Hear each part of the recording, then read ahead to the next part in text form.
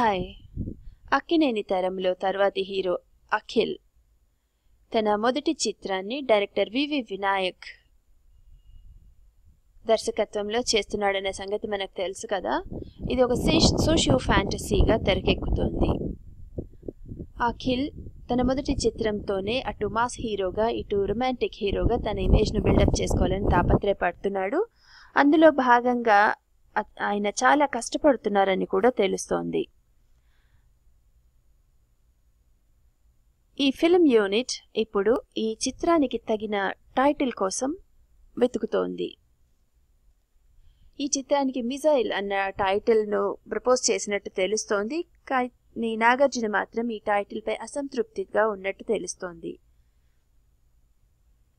కాస్తంత సాఫ్ట్గా ఉండే పేరు కోసం చూస్తున్నారని తెలుస్తోంది. అఫీషియల్ టైటిల్ను మరి ఎప్పుడు అనౌన్స్ చేస్తారో మనం కూడా మరిన్ని విశేషాల కోసం మా ఛానల్కు సబ్స్క్రైబ్ చేయండి.